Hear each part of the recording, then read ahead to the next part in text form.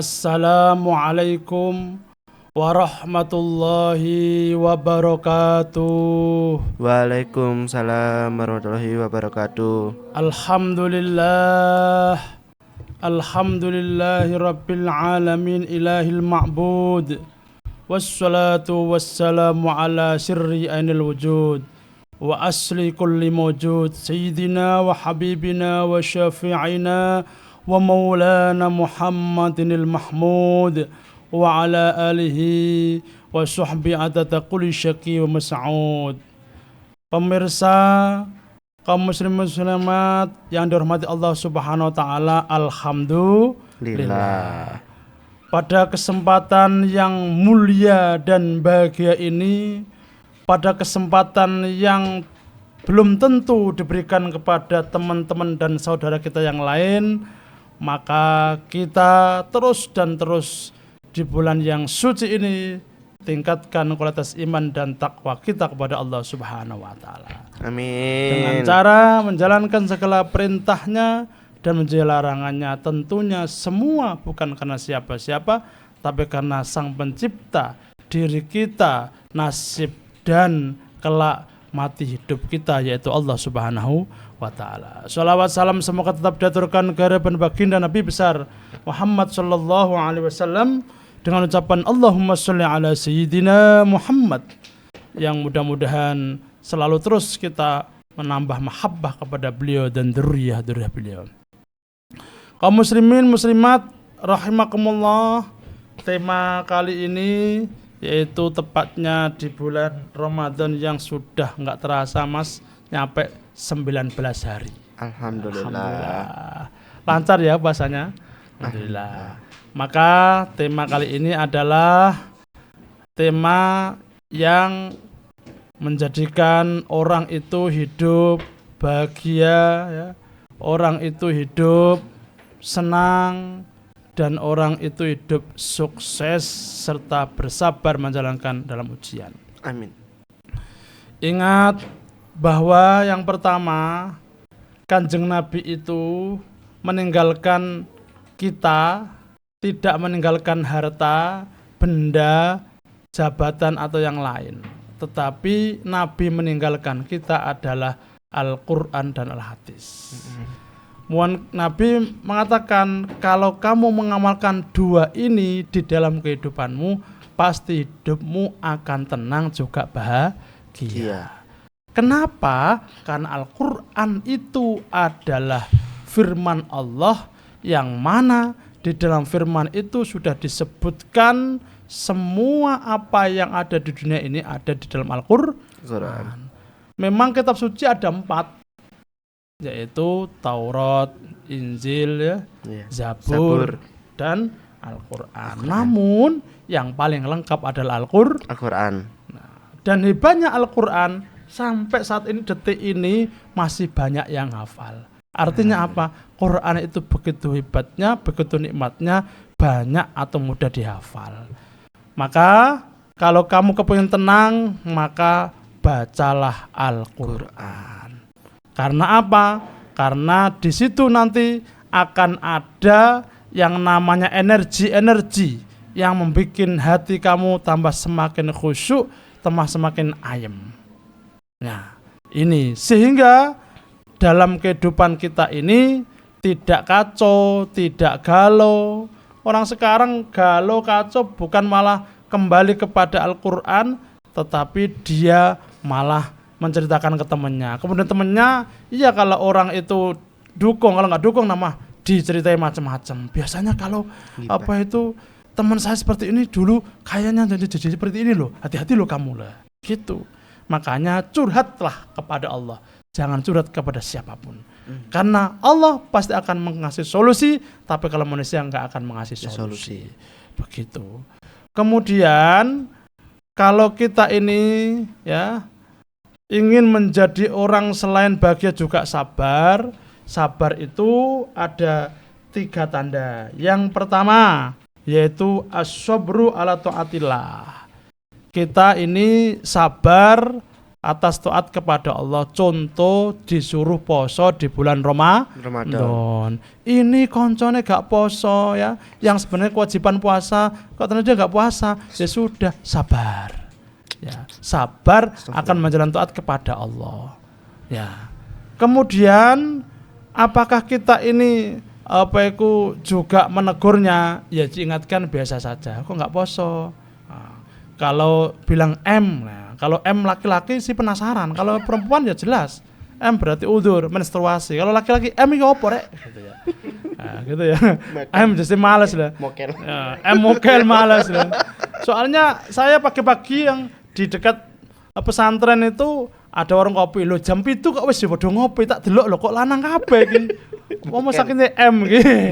M ya smokel. Nah, padahal mohon maaf ya, kalau orang itu bersabar dalam menjalankan puasa, maka Allah akan membalas sendiri puasanya tersebut. Karena kata Allah, hanya aku dan dia yang tahu atas puasa. Dia dia puasa karena siapa, dan dia menahan nafsunya karena siapa. Kalau karena aku dan tidak makan dan minum karena aku, maka kelak aku akan menghadiahkan mereka pahala-pahala yang diantaranya adalah nanti ada surga iku jenenge pintune pintu poso. Babus siam bab poso. Loh, coba barangkan. Maka kita ya sudah 19 hari, tinggal sedikit lagi, harus sabar dengan menjalankan puasa itu agar apa? Agar kita ini betul-betul menjadi orang dicintai oleh Allah Subhanahu wa taala. Dan ingat, orang puasa itu ada dua yang membuat yang ditunggu-tunggu dan seneng pol. Kalau pada waktu sore seperti ini masih belum ya. Nanti kalau sudah mendekati jam 5, apa yang sampean senengi? Takjil. Nyari takjil. Berarti berbuka. Oh, berbuka. Lis-shaimi farhatani, orang yang berpuasa mempunyai dua kegembiraan. Yang pertama adalah ketika berbuka, yang kedua nanti kelak akan menerima pahala dari Allah Subhanahu wa taala. Nah, sing gelem puasa ya gak oleh pahala. Nanti ya apa iku jenenge isin, nanti dia malu loh, kok enggak loh. Lah salahmu biyen gak poso. Biar aku BEC karo kopi, biar aku BEC karo rokokan, ya kamu nanti tak EC sama pahala dari Allah Subhanahu wa taala. Begitu juga amal yang lain. Wah ya Jumatan gak gelem Jumatan. Ana sibuk. Ana gak sempet. Ana capek. Jari malaikat, "Hei, masjid itu berapa langkah? Hei, apakah kamu dilarang celonoan untuk sholat? Hei, apakah kamu dilarang kaosan sholat? Enggak. Hei, kan ada sarung di masjid gitu." Nanti malah dibelun sama malaikat, kita nggak bisa membantah. Maka kita ketika menjalankan taat harus sabar. Yang kedua, sabar atas musibah. Ya, diuji apa wae kudu sabar. Ojo pernah berarti Gusti Allah nggak sayang sama aku dong. Bukan, Allah tambah sayang sama kamu. Kenapa? Biar iman kita semakin kuat. No, diombang-ambing angin kayak apapun tetap kita kuat. Ingat, semakin tinggi pohon itu semakin kencang anginnya. Semakin orang itu sukses, maka semakin banyak ujiannya. Tapi ingatlah, untuk menghadapi ujian itu kita harus husnudzon bagi Allah, kepada Allah, bahwa kita dicintai Allah. Kemudian yang ketiga adalah sabar atas qada qadar Allah. Kita dijadikan kaya, ya sabar. Soalnya apa? Wong kaya juga pertanyaannya banyak. Jangan kira wong kaya nyantai-nyantai tok, ditanya, "Donyamu dienggo apa? Duitmu sugih teko ndi? Terus anakmu sekolah napa ora? Terus fakir miskin omahmu dipedulekno apa enggak?" Nah, ini. Kalau miskin, kamu ngersulo enggak? Kamu tetap menyembah sama Allah tidak? Gitu. Jangan sampai orang miskin ditanya, "Kenapa kamu tidak sholat padaku, nyembah kepadaku?" "Saya miskin Gusti, saya masih jadi argobel Gusti, saya tukang pengemis." Jawabannya malaikat, "Rak yono toh, gak butuh duit kan sholat, banyu nang dindi, ya, baju nang dindi, muka nang dindi, lah pokok sampai ngomong ngono, gak ada." Ya, makanya sabar yang ada tanda ini harus kita ingat-ingat sehingga kita ini menjalankan bahtera kehidupan, ya, bahtera rumah tangga yang sudah punya suami dan istri, kita tetap sabar. Nah, memang pepatah mengatakan as-sabru kas-sibri fi madaki wa awaqibu ahallu minal asali. sabar itu rasanya seperti tumbuhan yang paling pahit, atau istilahnya wong Jawa dimana Butra Wali ya. Paling pahit pol. Sampean kena tangannya ya, kena dan itu ya, kena dikit sepahitnya bukan main. Itu pahit sekali. Itu sudah pahit, tapi sabar paling pahit. Tapi wa awaqibuhu, namun hasilnya ya, substansinya adalah lebih manis daripada madu. Berat, tapi kalau sudah berhasil, masya Allah. Sehingga kamu nanti akan menangis, bukan karena menangis karena kamu diuji sama Allah, karena kamu dapat musibah, tetapi apa yang telah kamu minta dikabulkan Allah Subhanahu wa Ta'ala. Kaum muslimin muslimat rahimakumullah ya. Yang terakhir adalah hidup kita ini akan bahagia. Doa yang selalu kita panjatkan itu adalah Rabbana atina fid dunya hasanah wa fil akhirati hasanah wa qina adzabannar. Nah, ini doa ya, ini adalah teori yang paling penting dalam kehidupan kita. Ini adalah aplikasinya ya, mengamalkan kehidupan sehari-hari. Kita punya sedikit ya, dari tausiah ngaji dikit-dikit, dengar dari ustadz, dengar dari ulama, dengan mungkin dari YouTube ya, ini kita buat pelajaran, diamalno ya, diamalno. Aja sampai uang iku ya ngerti semua dungane surat, ngerti gak tau ngamalno. Jawabane karena belum dapat hidayah. Hidayah itu enggak akan ada tiba-tiba, kamu jemput. Ya. Innallaha la yughayyiru ma biqaumin hatta yughayyiru ma bi anfusihim. Suatu kaum enggak akan berubah kalau dia enggak merubah sendiri. Jawabannya urung le hidayah. Nah, nanti jangan sampai kita rugi. Ya, jangan sampai kita nyesel. Nanti dapat bagi-bagi ya. Kalau sekarang mau hari kan THR ya. Nanti di akhirat juga dapat THR. THR-nya lebih daripada yang di dunia. Tapi kalau kita nggak pernah menjalankan kewajiban ya nggak dapat apa-apa lagi itu ya, nggak bahagia. Terus kita mau bilang, ya Allah berikanlah kesempatan saya ini untuk sebentar aja ya Allah, saya ini hidup di dunia, nggak ono. Kalau sudah trompet ditiup ya, yang pertama semua itu meninggal, ditiup yang kedua semua itu hidup, dan hidup itu akan menentukan nak ning apa iku jenenge neraka ya neraka terus bagi orang nggak beriman, tapi nak ning apa iku bagi yang beriman akan dientasno. Tapi nak wis ning nggone swarga nih surga tidak akan kembali ke neraka. Gitu. Nah, maka tempat terakhir bahagia orang itu bukan di dunia tetapi di akhirat. Makanya bukan Rabbana atina fil akhirat tapi Rabbana atina fid dunya. Sehingga jika orang ini ya dunyane bahagia ya, bukan dengan keistimewaan, dengan harta benda, dengan anak istri, bukan, tetapi dengan kebaikan dia lakukan, maka pastilah dia juga akan bahagia di akhirat. Dan tanda orang bahagia di akhirat itu yang minimal ada dalam barzah. Kalau di dalam barzahnya enak, pasti enak. Nah, tanda orang dalam barzah enak, matinya itu bagus. Matinya meninggalnya husnul khotimah. Wallah alam punya amalan apa, tapi banyak orang-orang ya yang terkadang itu di bawah kita, banyak orang yang kadang kita remehkan tapi dia punya amalan yang luar biasa. Tentunya amal itu disukai oleh Allah Subhanahu wa Ta'ala. Yang paling penting pokok adalah amal sholat. Insya Allah hidup kita akan bahagia ya. Jadi tenang, sabar, bahagia menjalani kehidupan ini. Utamanya kita harus kembangkan di bulan suci Ramadan ini. Kenapa? Karena subhanallah perjuangan besar bulan suci Ramadan ini. Kabeh podo mangan, kabeh podo turu, kabeh podo medit. Kita ini loman, kita ini nggak makan, kita ini berbagi. Ini luar biasa. Makanya bulan Ramadan itu bukan cuma hanya bulan yang baik saja, tetapi terbaik di antara 12 bulan yang ada di dalam Hijriah itu. Mudah-mudahan sedikit ini bermanfaat bagi kita dan juga kami semuanya, dan mudah-mudahan Allah selalu memberikan hidayah kepada kita sehingga kita ini betul-betul tergolong orang yang Rabbana atina fid dunya hasanah wa fil akhirati hasanah wa qina adzabannar.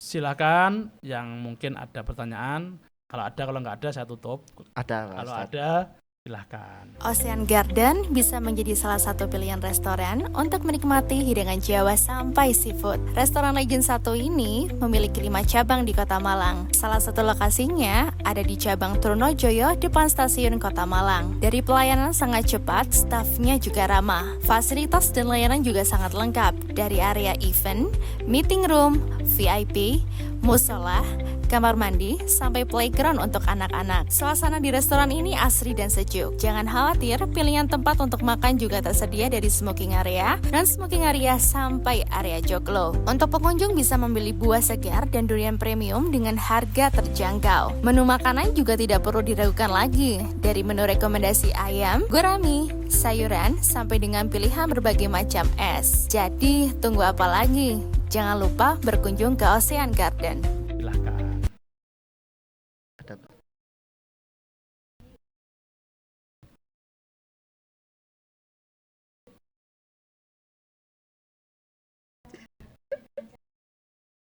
Ya. Jadi orang kepengen hidup tenang tapi saya diganggu aja. Gitu ya. Sering terjadi. Bentengnya pertama kudu sabar. Ya. Engko nak sampe nak apa iku gak sabar, iki sampe nanti malah suudzon sama Allah. Kemudian yang kedua, ya. Teman itu ada yang teman biasa, ada yang teman kita akrabi. Makanya milih-milih teman kudu hati-hati. Ya. Idza kunta fi qaumin fasohib khiyarahum. Ketika kita ini berada pada teman yang baik, ya harus kita pilih. Tetapi kalau teman yang nggak baik, jangan kita pilih. Cukup berteman saja dan mohon maaf, jangan pernah menghina hal tersebut. Nah, kemudian biar kita ini semakin tenang, maka ayo curhatlah pada teman yang baik itu untuk memberi solusi-solusi sehingga kita kuat, sehingga kita ini betul-betul ya diterpa atau digoda sama siapapun, sama teman yang nggak suka tetap kuat karena ada orang yang betul-betul kita percaya ya, teman, entah itu teman sebaya kita atau ustadz kita atau kiai kita, guru kita. Dan ini insya Allah ya sabar juga tenang juga kuat. Gitu Mbak. Ada lagi? Silakan ya.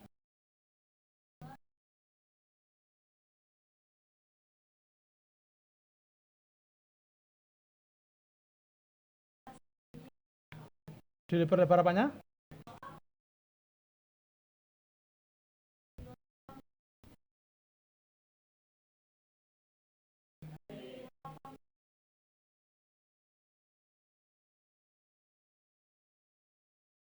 Itu denger-denger apa gimana? Gini, orang berdoa sama Allah itu sing akeh, yang banyak. Jadi Allah itu Allah itu sangat suka pada hamba yang doanya banyak. Tetapi dengan tanda kutip tidak boleh dikte sama Allah. Nak ndongake silakan. Nah, malah orang seneng. Tapi kalau orang doanya dikit, ya itu Allah nggak suka. Yang suka dongan akeh, ya Allah, ya Allah, ya Allah. Karena apa? Membuktikan butuhnya dia kepada Allah. Ya gitu. Kalau masalah tadi diluaskan sabarnya itu mungkin dalam segi bahasa Mbak ya. Tapi intinya dalam prakteknya kan sebenarnya dalam bahasa kan diluaskan rezekinya.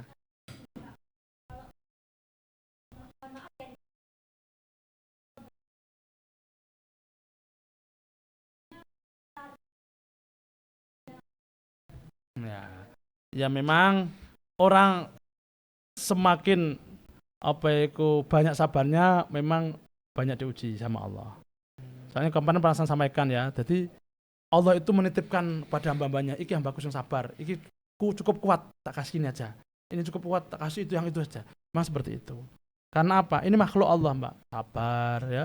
Kemudian ini makhluk Allah, dititipkan ya. Nah, kalau seperti itu ya, permasalahannya ya sudah ya. Berarti kita wis menjalani apa yang ada aja. Ya, jangan sampai kita ini harus berlebih ini. Cuma dalam bahasa memang kalau rezeki yang luas ya, kalau nasib yang bisa di mana-mana ya. Kalau masalah untuk sabar, jika sabarnya luas nanti ujiannya malah banyak. Ya itu kan tergantung nasib kita Mbak. Ya, kan nggak bisa dirubah. Sampai nasib sabar sak mene kemudian ujian sak mene nggak bisa dirubah. kecuali hal-hal yang di situ yang penting yang bisa dirubah dengan kita doa, tapi nggak semuanya gitu ya. Jadi meskipun sampean iku ndonga sabar yang luas, tapi tentu jane didik ya tetap didik. Meskipun sampean nggak ndonga sabar yang nggak ndonga tapi jane besar ya tetap besar ya. Tergantung apa itu bagiannya masing-masing, nasibnya masing-masing ya. Cuma saya sarankan memang jarang orang berdoa seperti itu, yang doa yang luas rezekinya ya, kemudian banyak keturunannya, itu seperti itu. Memang dalam bahasa seperti itu. Tapi kalau efeknya seperti itu saya kurang tahu. Tapi yang jelas doa itu ada yang bisa mempengaruhi, ada yang tidak ya.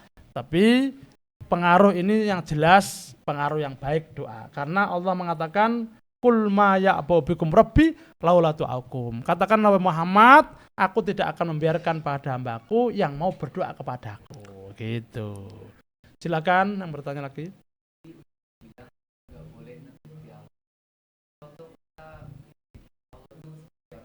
Ya, terima kasih. Ya, kita berdoa disuruh yang banyak, sing akeh.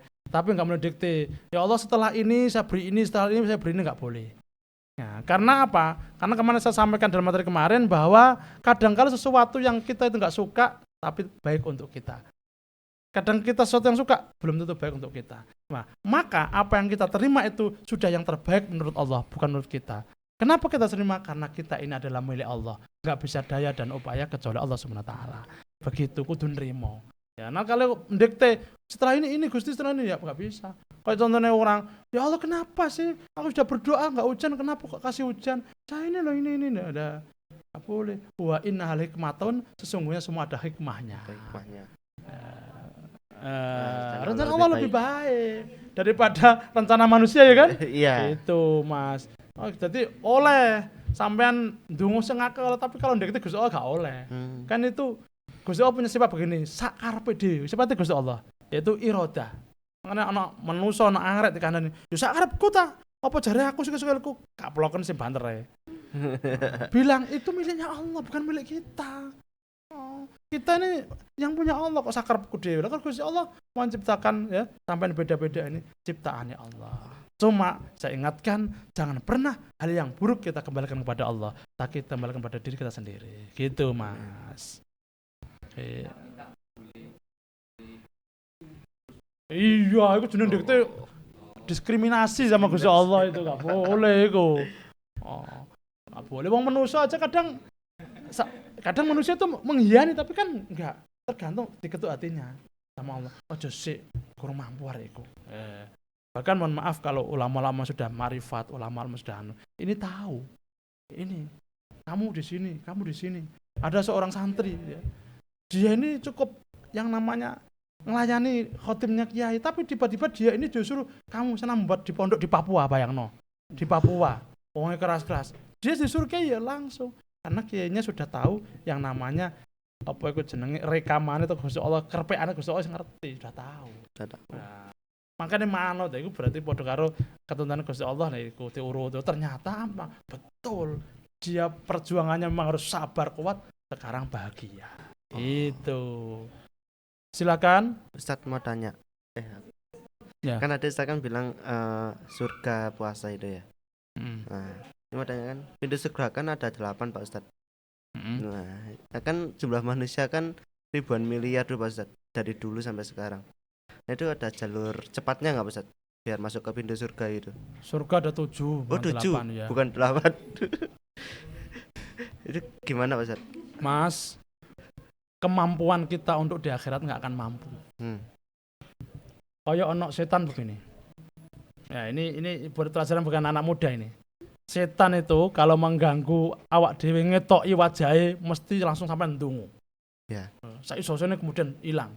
Terus mau sampean digoda dengan apapun mesti sampean pasti ada yang ketahuan. Tapi ini ada godaan setan yang kita ini terlena, yaitu setan gepeng HP.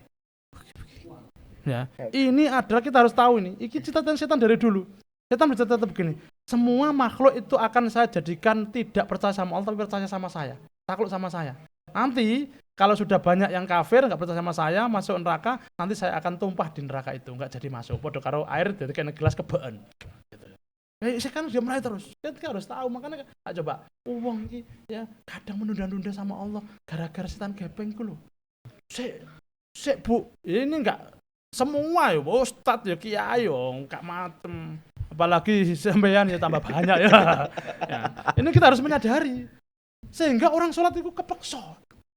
Jadi waktu ning Gusti Allah waktu kepeksa. Ngono kepeksa sholat sik kepeksa terus cepet-cepetan terus langsung gak wiridan lancing mari langsung plencing. Nah, ini anggapan setan nerokone kebek, ya ora ono setan neraka kebek. Nah, kemudian sampean bayangkan bagaimana pintu surga ini gak usah dibayangkan. Isra Mi'raj membayangkan bagaimana? Nah, sampai Abu Jahal itu mengetes Nabi Muhammad, dites Isra Mi'raj bener enggak? Tapi ngetesnya ngawur. Pintu Masjidil Aqsa iku ana pira? Jedinge ana pira? Lha ngetes apa iku? Tapi karena Allah cinta sama Nabi Muhammad, diletakkan layar besar, di situ jumlah ditulis sama Allah lewat malaikat Jibril.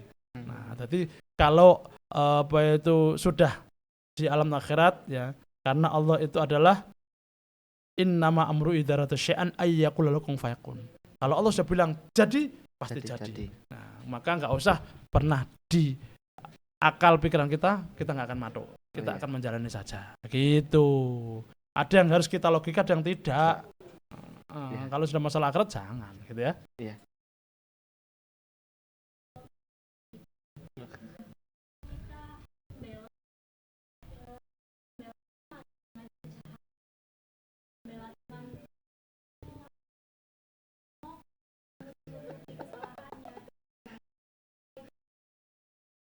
Oh gitu. Ya, ada yang bertanya. Ya, ini tanya anak muda tok iki.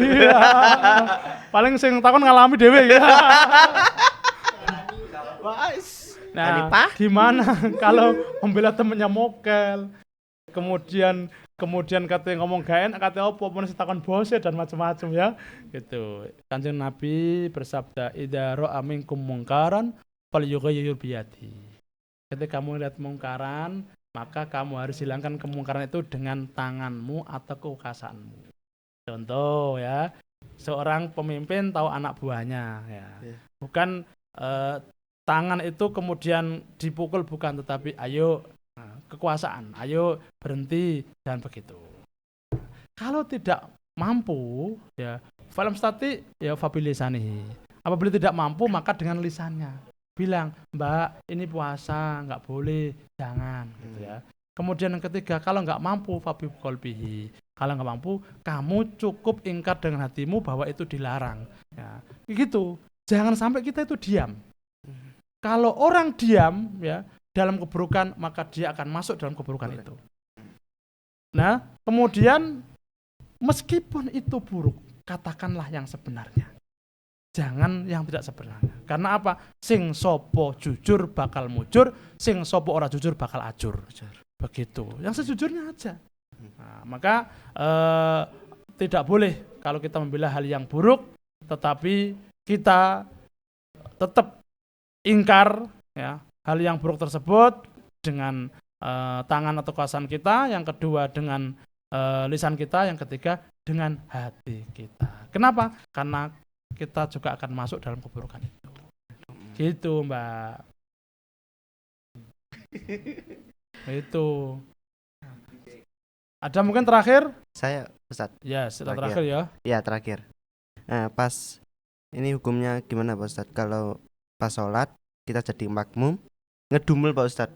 Waktu imamnya itu baca surat yang panjang gitu, Pak Ustaz. Itu hukumnya gimana? Ya. Sering terjadi itu, Ustaz. Orang berjamaah itu imamnya kudu pinter.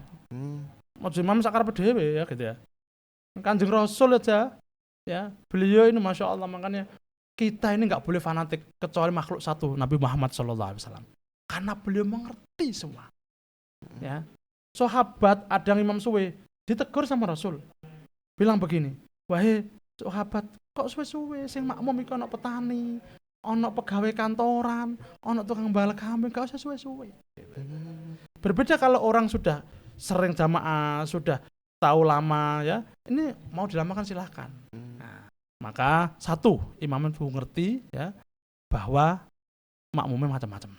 sehingga bacanya nggak panjang. 2, kalau ngedumel makruh sampai bermakmum sama imam itu. Nggak baik. Nggak baik ya. Iya. Itu. Cuma arek saiki yo kabeh sing cepet senengane, tarawih sing cepet.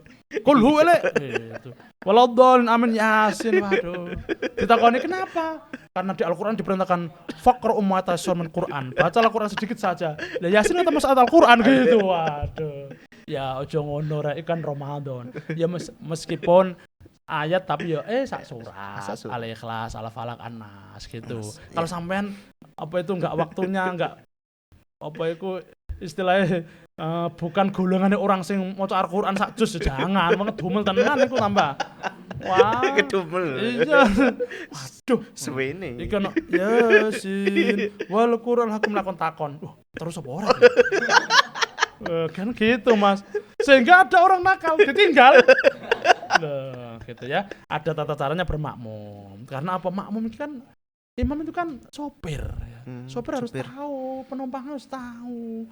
Wis budal durung, wis lengkap durung harus gitu. Oh iya. Pemimpin ya. Imam itu pemimpin, jika pemimpin itu peduli betul sebelum dia memberangkatkan untuk sholat, untuk berangkat kendaraannya, pahalanya lebih besar dari makmum yang begitu banyak itu. Tapi kalau nggak peduli ya gak iso. Ya. Akhirnya makmum ngedumel kabeh. Akhirnya mau yasin terusnya nguri-nguri sama kulo elek. Oh, akhirnya wis gak dadi ya. Begitu. Itu ibadah sangat Islam diatur yang baik ya. Sampean pamane, Pak Ustaz, saya ini cuma bawa topi enggak bawa kopiah. Ya topinya diwalik sampean ya. Topi di majone ya waduh gak iso sujud sampean diwalik selesai. Ya. Kemudian yang perempuan, Pak Ustaz, saya enggak bawa mukena. Ya sampean baju sampean itu. Cuma kalau baju ketat harus pakai mukena. Karena apa? Salat ini menyembah sama Allah. Akhlaknya harus ditata. Ngambil presiden itu kudu jasan dan macam-macam apalagi sama Allah. Begitu, mudah-mudahan bermanfaat bagi kami dan semua pemirsa. Dan mudah-mudahan semakin hari kita semakin iman kita dipertebal Allah SWT, sehingga betul-betul kita ini menikmati hidup di dunia ini.